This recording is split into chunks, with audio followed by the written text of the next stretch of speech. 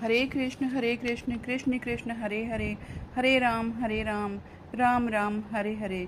चैत्र मास के कृष्ण पक्ष में आने वाली पाप मोचनी एकादशी की आइए हम सब लोग मिल करके पावन कथा सुनते हैं।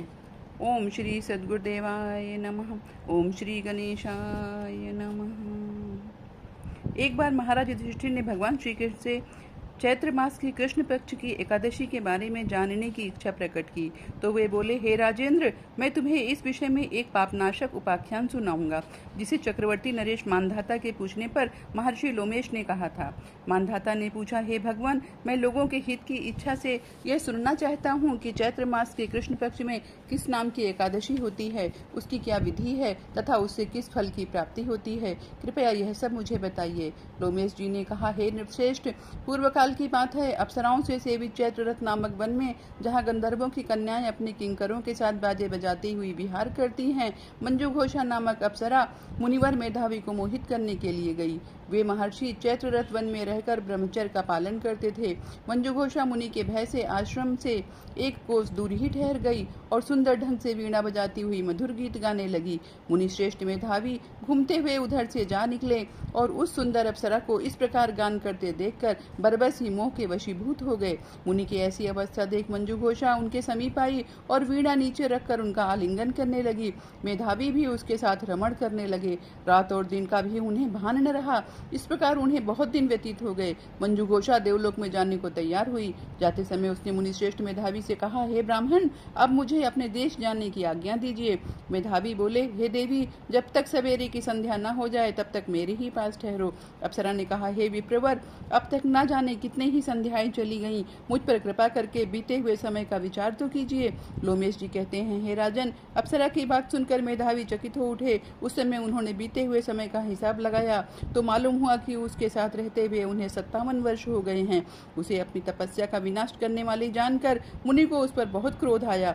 उन्होंने श्राप देते हुए कहा, हे पापिनी, तू पिशाची हो जा। मुनि के श्राप से दग्ध होकर वह विनय से नतमस्तक होकर बोली, हे विप्रवर, मेरे श्राप का उद्धार कीजिए। 7 वाक्य बोलने या 7 पद साथ साथ चलने मात्र से ही सत्पुरुषों के साथ मैत्री हो जाती है। हे ब्राह्मण, मैंने तो आपके साथ अनेक वर्ष व्यतीत किए हैं, अतः हे स्वामी, मुझ पर कृपा कीजिए। मुनि बोले, हे भद्रे, मैं क्या करूं? तुमने मेरी बहुत बड़ी तपस्या नष्ट कर डाली है। फिर भी सुनो, चैत्र कृष्ण पक्ष में जो शुभ एकादशी आती है उसका नाम पाप मोचनी है। वह श्राप से उद्धार करने वाली तथा सब पापों का क्षय करने वाली है। हे सुंदरी, उसी का व्रत करने पर तुम्हारी पिशाचता दूर हो जाएगी। ऐसा कहकर मेधावी अपने पिता मुनिवर च्यवन ऋषि के आश्रम पर गए। उन्हें आया देख च्यवन ऋषि ने पूछा, हे बेटा, यह क्या किया? तुमने तो अपने पुण्य का नाश कर डाला।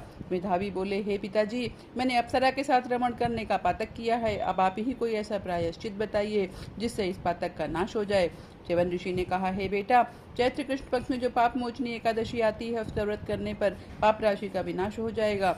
पिता का यह कथन सुनकर मेधावी ने उस व्रत का अनुष्ठान किया। इससे उनका पाप नष्ट हो गया और वे पुनः तपस्या से परिपूर्ण हो गए।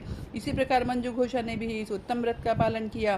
पाप मोचनी का व्रत करने के कारण वह पिशाच योनि से मुक्त हुई और दिव्य रूप धारणी श्रेष्ठ अप्सरा होकर स्वर्गलोक में चली गई।